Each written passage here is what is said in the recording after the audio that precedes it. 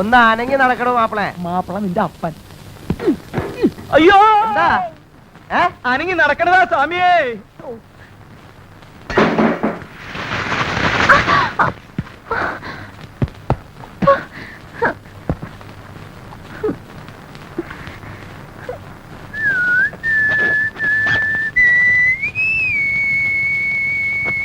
പൊന്നുണ്ണി വാവോ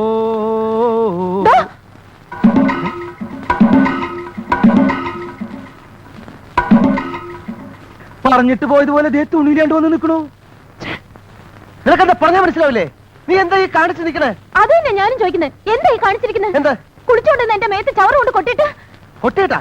ആര് കൊട്ടിയിട്ടു? സ്വാമി എന്നെ ഞാനാ?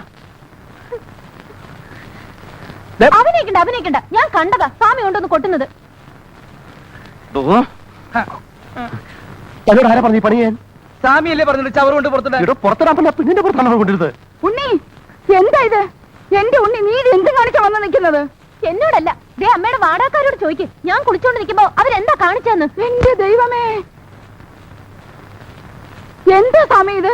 ഞാൻ എന്തൊക്കെയാ കേൾക്കുന്നത്? വെറുതെ ബഹളം ഉണ്ടാക്കലിന്ന് നടന്ന് ഇനി നിങ്ങളെ ഇത് നാറ്റിക്കണ്ട. ഇലയിൽ നിന്ന് മുള്ളിന് വീണാലും മുള്ളു നിന്ന് ഇലയിൽ വീണാലും കേട് നമ്മൾ ഈ മരത്തിനാണ്. അത് നിങ്ങൾ ആലോചിച്ചോളി. അതിനിപ്പോ ആരെവിടെ ഇലയിലും മുള്ളി? അതെ, അബദ്ധവശാൽ ഇയാള് ചവറ് കൊണ്ടിട്ടത് ആ കുട്ടിയുടെ ദേഹത്തായി പോയി. ഖേദമുണ്ട്. അയ്യോ അത്രേ ഉള്ളോ? എന്റെ ഉണ്ണി നിനക്കെന്താ? കുറച്ച് വെള്ളം കൂടെ കോരി കുളിച്ചാ പോരെ? അത് തന്നെ, അതിനായി ഏപ്പറത്തിന്റെ പോസ്റ്റർമാരിങ്ങനെ നിൽക്കണ്. വൃത്തിയായിട്ട് വെള്ളം കോരി കുളിച്ചാതെ മോളെ. ഞാനേ 20 ബക്കറ്റ് വെള്ളം കോരി കുളിച്ചതാ. അതിപ്പോ ഇവര് കോരി തരണം. 20 ബക്കറ്റാ? എന്നാ പിന്നെ നിന്നെ കോരി ബുദ്ധിമുട്ടണേ, കിണറ്റിലേക്ക് ഇറങ്ങി കുളിച്ചാ പോരെ? മതി താൻ പോയിട്ട് ഒരു 20, 25, 30 ബക്കറ്റ് വെള്ളം കോരി കൊടുത്തേ. അങ്ങനെ അയാളെ കൊണ്ട് വെള്ളം കോരിച്ച് സ്വാമി ഒഴിയാൻ നോക്കണ്ട. ഇത് മുഴുവൻ സ്വാമി തന്നെ കഴുകി തരണം. എന്ത്? എന്നെ കുളിപ്പിച്ച് തരണോന്ന്. അതിനെ വേറെ ആളെ നോക്കണം. അപ്പൊ സ്വാമി വേറെ ഇടം നോക്കിക്കോ താമസിക്കാൻ. എന്നെ കുളിപ്പിച്ച് തരാണ്ട് സ്വാമി ഇവിടെ താമസിക്കാന്ന് വിചാരിക്കണ്ട. സ്വാമി അവള് പറയുന്ന പോലെ ഒന്നും കൂടെ കേട്ടേക്ക്. ഇല്ലെങ്കിൽ അവള് സമ്മതിക്കത്തില്ല. ഒന്നും വിചാരിക്കണ്ട സ്വാമി. ഒരു കഥയില്ലാത്ത പെണ്ണല്ലേ, കൊച്ചുകുട്ടിയായിട്ട് കരുതിയാ മതി. പറഞ്ഞത്ര കൊച്ചുകുട്ടിയൊന്നുമല്ല.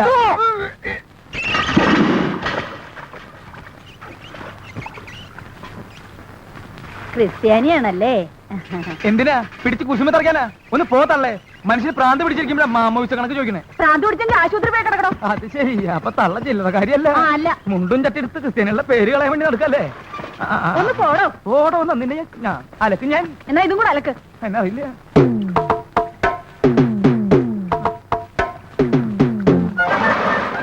ഒന്നേ തുടങ്ങിക്കോ.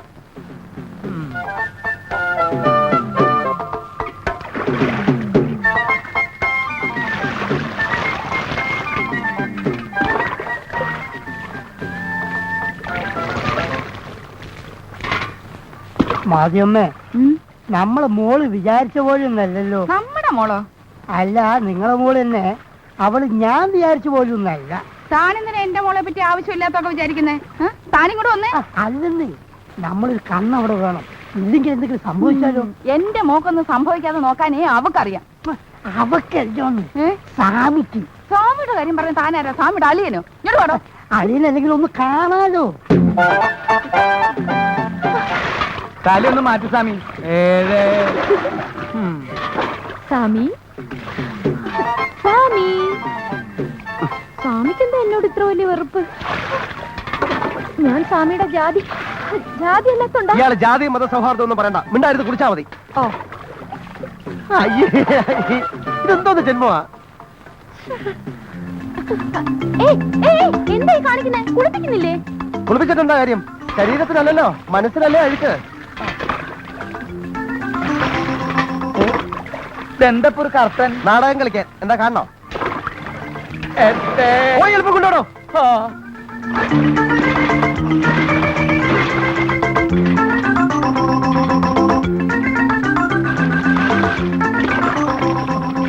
ഇരുപത്തഞ്ച്. 25 കേട്ടോ. മതി. ഇനി നിർത്തിക്കോ. ദേ നിക്കണു. ഇതെന്താ ഡബിൾ ആക്റ്റാ? സ്വാമി, അപ്പൊ സ്വാമി ഇത്ര നേരം ആരെ കുളിപ്പിച്ചു?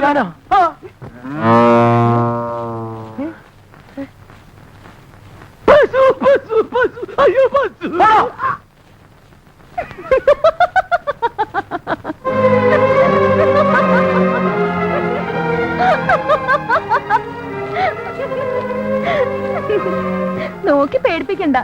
ഈ ഉണ്ണിയോട് കളിച്ചാ ഇങ്ങനെ ഇരിക്കും. വെറുതെ ഇരുന്ന് എന്നെ എന്തിനാ പെണ്ണ് കാണാൻ വന്നത്?